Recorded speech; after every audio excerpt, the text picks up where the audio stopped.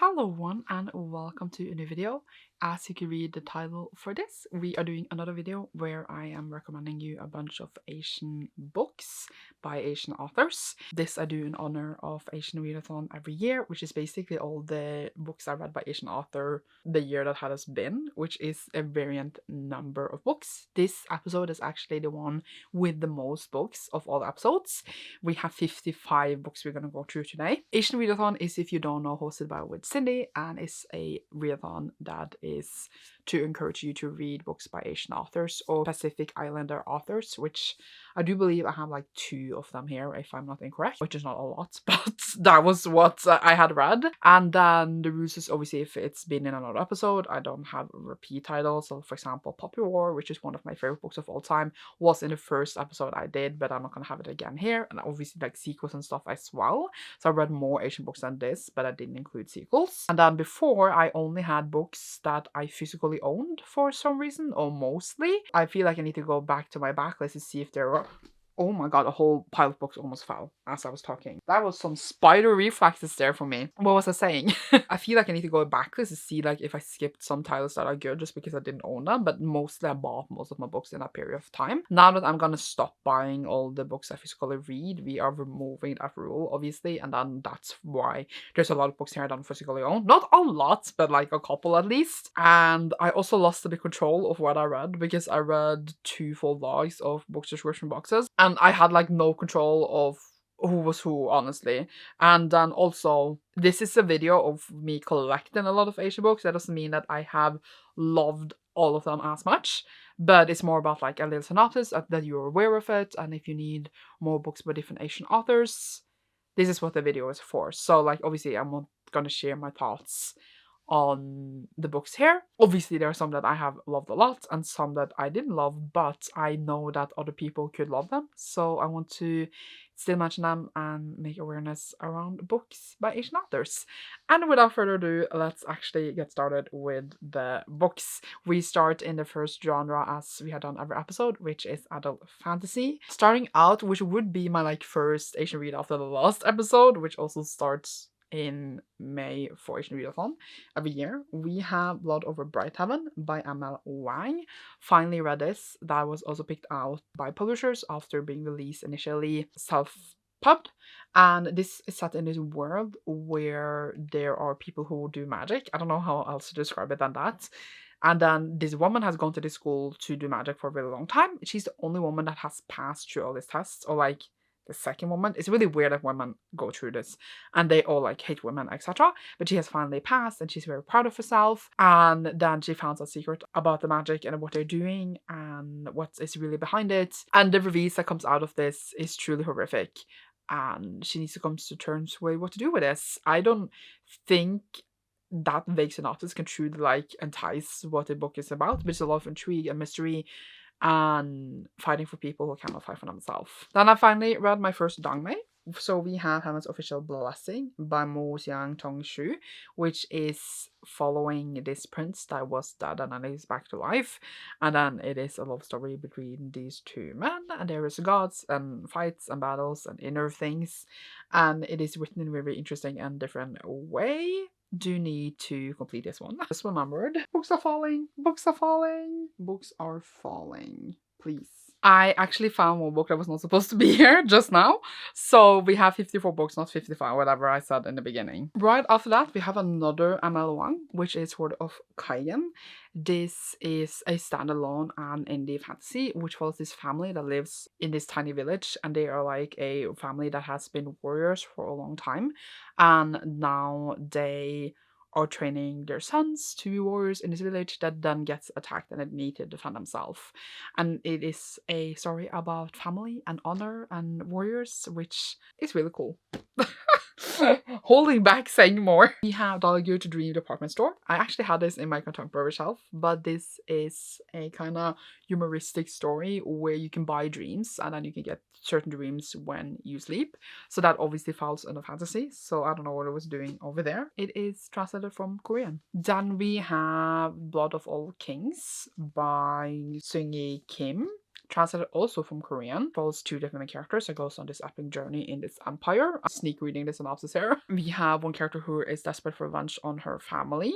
We have another one who is lost and orphaned. His friend is found murdered, and then we have another character that is like one of these sorcerers that are controlling the land, and then their paths crosses together. We have Shanghai Immortal by a Y Chow, and this one was a character that is half vampire, half fox spirit, and very sassy. And then she always hears these plots about stealing a certain object, and the story develops from there. We had Fat Folk by Elisa Chan. This one is set in this world where we have these sea creatures, but also humans, and they all like try to live in harmony, but the humans usually hate a lot on the sea creatures that are just trying to survive. And then we have one of our main characters who's one of these sea creatures, has like raised in the ranks of the military, and then she's just trying to keep her position as corruption blooms and people start hating on them more. We have sister to her boyfriend also being sent to the city after she was doing something stupid to get her to behave a bit. And then we also have a sea witch that we also follow, and these paths converges. It evolves from there. We have the Cat Who Saved Books, which I also have in my fiction shelf, because I feel like this and the other one, they're fiction, but they have fantasy elements, or like magical realism at least, so I wouldn't call them like just a fiction book. And this just is 3 short stories with this boy who goes with his cat to save books in different like universes in a way after his grandpa passed and left a bookstore that he doesn't know what to do with. He is probably closing it. We have Mistress of Lies by K.M. Enright. This one is vampires. We have one character who has spent her whole life perfecting her blood powers, another character, the bastard from a masterful line, and then he comes across this magical serial killer, and then together they grow closer to investigate this. And yes, you got to see what happens in the book. We have Goddess of the River by Vishnali Patel. This is a retelling of the Goddess of the River Ganga, and about her from like the Indian epics, the way she observes humanity throughout these years, this great war that is coming, and her child that is in this war. Very lyrical, nice writing. Then we have The Prince Without Sorrow by Maitri Vichesakara. Takes inspiration from Mauryan Empire of Ancient India. We have Hunted Witches, romantic angst, and political intrigue. Suddenly I'm just throwing out trope things when I can't describe the synopsis. We have a prince who is the youngest son of a Tirukanal emperor. He's considered an outcast, and then he needs to find out if he wants to be as his father or not. And then we have a witch that sees this murder of her family, and paths crosses. There's a lot of paths crosses in this book. The last of the adult fantasy, we have Watermoon by Samantha Soto Yambao. This follows these 2 characters that basically go on this magical journey. We are in Japan, and they go out on this magical journey. They eat food. Everyone's a bit of like Your Name, Ask Studio Ghibli kind of thing. It literally says, hitching rides on paper cranes across the bridge between midnight and morning and through the night market in clouds. Like, I don't know how to describe this journey to you except that, but it is a journey indeed. So from adult fantasy to YA fantasy, we are going with A Tempest of Tea by Hafsa Faisal. This has vampires as well, and we collect this crew to go and do this heist, basically, set in the same world as We Hunt the Flame. Then we have Darker by 4 by June C.L. Tan. We have a vengeful girl, a hollow boy, a missing god. We have a girl who wants revenge. She saw like these creatures, and no one believes that she saw them because they go to this school where basically they fight one version of the creatures, but they don't believe that the version that she saw exists. And then the boy, who is like a family that has been like warriors to fight these creatures this whole time, but then he doesn't actually feel anything. He's not good at it at all. And then she is a super good warrior, and then her like spirit that like is the warrior part goes into him, so they need to work together for her to get it back. But then you need to see what happens next. There's also a missing god that has an effect on this whole story. Interesting time. Then we have Violet Maid of Thorns by Gina Chan. So we have this girl that has been a prophet for this court for a long time. She's basically just been saying shit this whole time to manipulate the people around her to do what she wishes. But then the king asked her to like falsely tell this prophecy to the prince, and then it evolves from there. We have then The Darkening by Sunya Mara. So in this one, we have a main character who is the daughter of failed revolutionists. So she needs to maybe pick up this battle again, maybe need to find her way, I was gonna say inside the prince, but maybe not inside, but at his side. And she needs to do this with her father's book of experimental magic. So you should see how it goes. If you want to know, then you should read the book. We have The Stardust Thief by Chelsea Abdullah. In this one, we have a young woman who is a thief, and she manages to save this prince and then is sent out on this quest to find a lamp by the sultan. And then the story starts from there. So it is a story with jinns and ghouls and all fun stuff like that. Then we have If I Have to Be Haunted by Miranda's Son. This one follows this young woman who just can see spirits, and she has been able to see them all her life, and her mother has told her to ignore them, but she hasn't. And then her rival at school gets poisoned by this snake, so she can see his spirit, but he's not completely dead yet. And they start on this journey to save him, basically. And maybe they will find out that they don't hate each other as much after all. We have Only a Monster by Vanessa Lan. In this one, we have just a normal teenage girl chilling in life until she finds out that her family has this secret and they can do a certain thing. And it is terrible cost to this. And then the boy she likes maybe is a hunter of certain things. So you need to read the book to find out that journey. It is some maybe time travel in it as well. Sometimes I want to tell you more, and then I read a synopsis and like, it doesn't tell you anything, and I don't want to spoil you. We have The Year of the Reaper by Makia Lucier. In this one, we had this war, and then our main character had been like imprisoned, and everyone thought he was dead, but then he was alive, and now he has returned. And then there are assassination attempts, etc. that starts, or has started already maybe. We have Jade Fire Gold by Juicy Nell Tan, which is a story of a prince who has lost his kingdom and a girl with magical powers, and together they find a path. That was like a terrible synopsis. I don't know what else to say. What does it say here? They might have to pay a dearer price than either of them could have imagined to do what they need to be done. Guess you have to read the book to find out. We have The Scholar's Alchemist by Kylie Lee Baker. I mean, character is very good with alchemy, but she's a woman, so they don't really want her. But she still enters this like alchemist competition to become the royal alchemist with her two siblings. They all go to the capital to take these tests. There is a lot of stuff going into the capital and what is going on there. Like with alchemy, there's a lot of the resurrection and like dark sides of alchemy. And then there are twists and turns coming your way. And that's what I got to say. We have Star Daughter by Shefta Takrar. So this is a girl who is actually the daughter of a star. Her father had a little affair with a real star. She's been forced to hide her whole life, but doesn't really want to hide anymore. And then her father gets this burn that she needs to go out and find a cure for because only a full star can heal it. So she needs to enter this competition, and in this competition things are happening and there's dark sides to the gods as it is with everything else. We have The Girl with No Reflection by Kashi Chow. So this is a girl that needs to get married to this prince.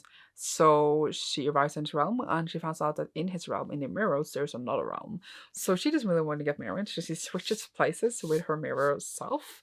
And then maybe that is not such a good idea. But she meets a mirror prince, and maybe he's more alluring than a real prince, and maybe she has more choices there. Or not. Guess you have to read it to find out. But it is a ride, and I thought, maybe as you also thought, that this was a Mulan retelling because of the reflection song. It has nothing to do with that, as you now know. We have Spice Road by Maya Ibrahim.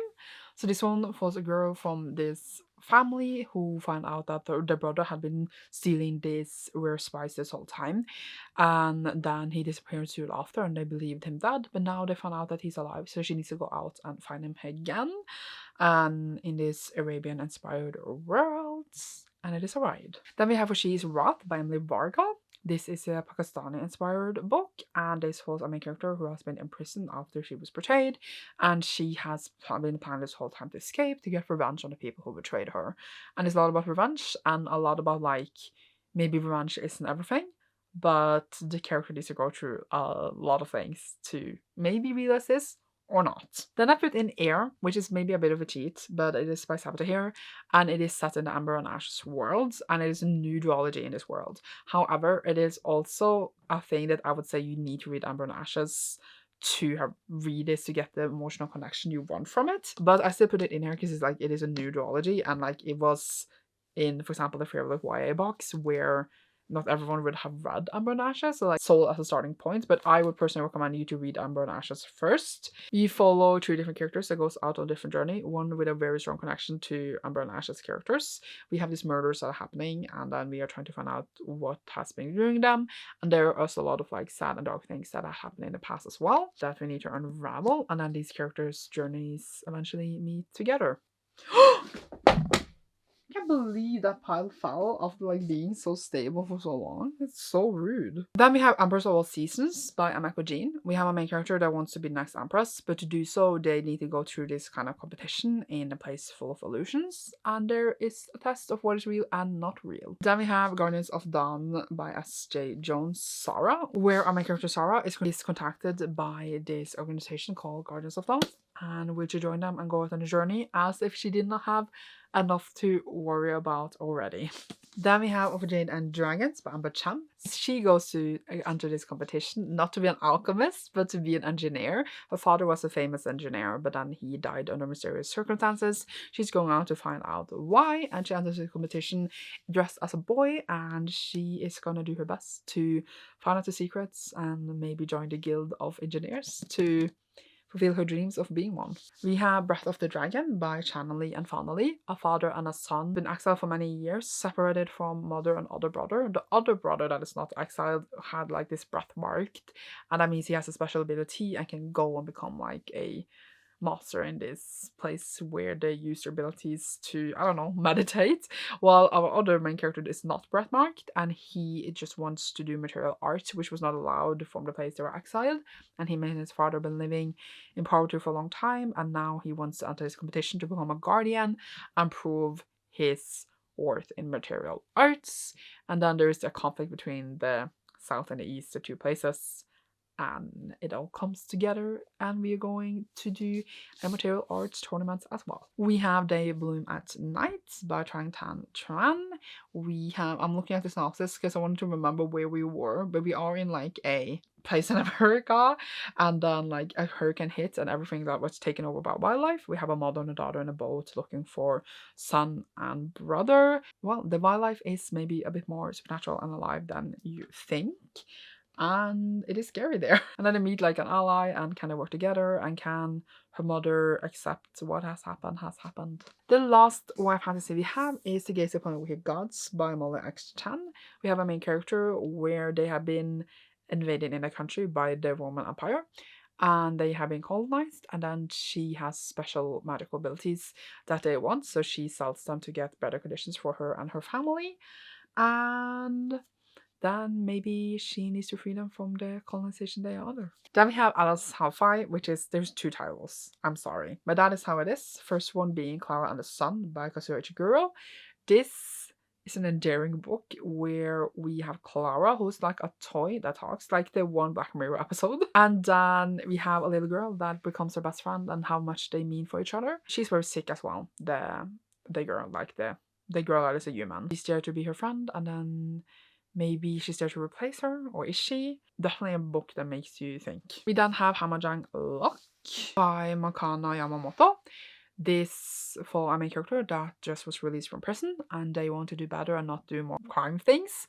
But then they want to do one last heist because they will earn them a lot of money. They want to be further up in the society they are in. They're also on like this massive spaceship thing in space, and they do want to do right by the family, but they also want money to live right by the family because there's a lot of medical bills, etc. And then maybe there's an attraction with the person that betrayed them, and you should see how the story plays out from there. We go into adult fiction. We start out with Record of a Night to Brief. This is 3 short stories about different women. It was a bit odd. I was just reading synopsis because I was trying to remember like what did these short stories were about, but there's one with a snake. It has some weird stuff going on. It's by Hiromi Kawakami. Then you have Human Acts by Hong Kong. This follows the aftermath of a school shooting, and we have spirits of some of the children that died that is trying to go home. Very lyrical and metaphorical. Then we have Inamiso Soup by Ryu Murakami. I cannot say that name. I say as I study Japanese. And oh my god! It's set in Japan, and we are hired to be the guide to this white dude that's a tourist there.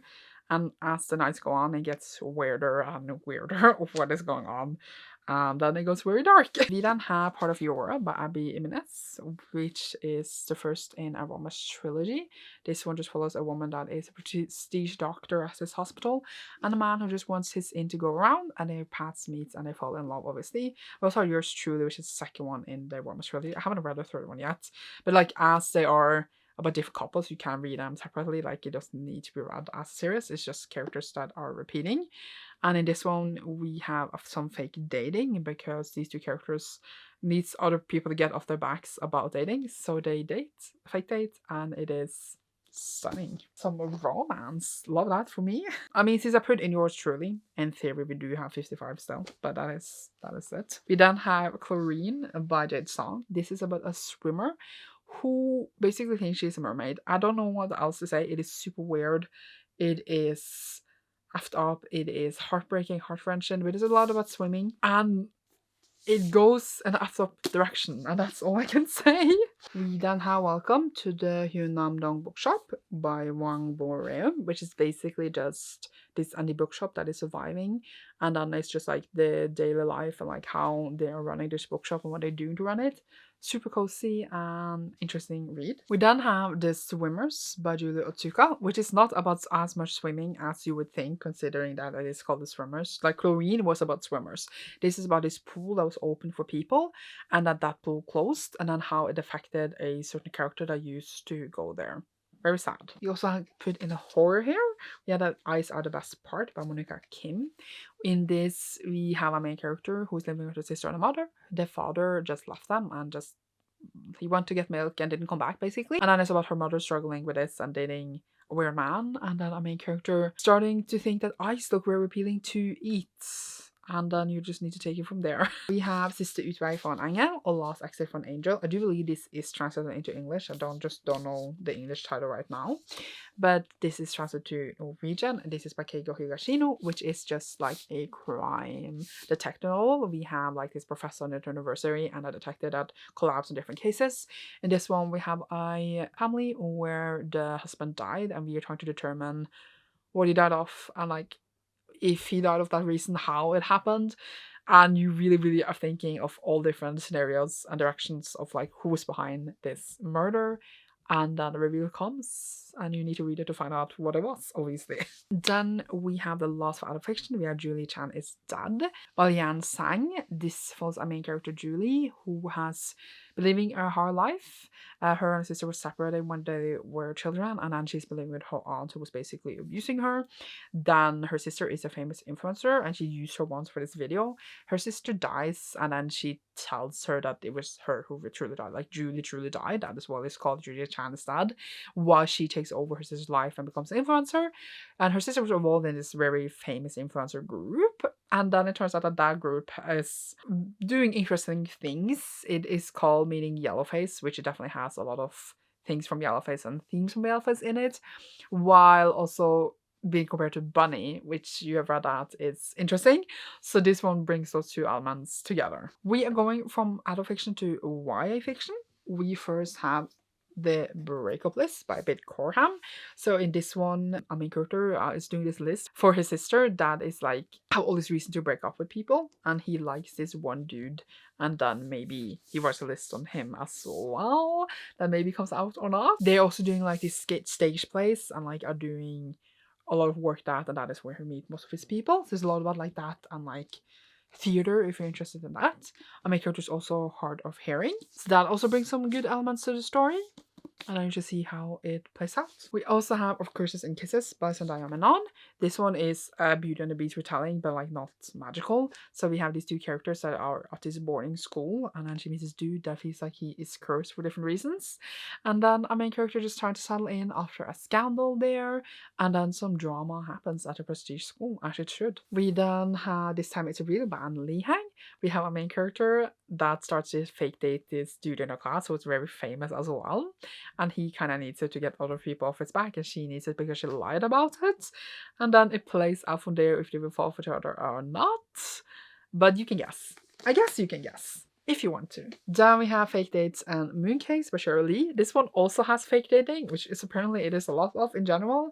They are trying to keep this restaurant alive and pretend to fake date because of this, but then maybe gets feelings for each other for real. And also one of them is very rich, so maybe this rich boy can solve all the problems I have with keeping this place alive. Then we have When We Wish Upon a Lantern by Gloria Chow. Her family has this lantern business where people write their wishes and like send up the lanterns to make the wishes come true. Her and her best friend has been secretly fulfilling these wishes for a long time, but their family now has a feud, so can they find their friendship back after this feud and then keep fulfilling people's wishes? Then we have This Time Will Be Different by Misa Sugiura. So this one follows my character who is just dealing in life, I was gonna say, and then she doesn't live up to her mom's expectations. But then her mom, they own this flower shop, and they decide to sell this flower shop to like the rival family for like years. So she's not happy about this. And then there's other drama and stuff happening at school. The last for YA fiction, we have A Crane Among Wolves by June Her. This is a historical mystery, and it is set in Joseon 1506.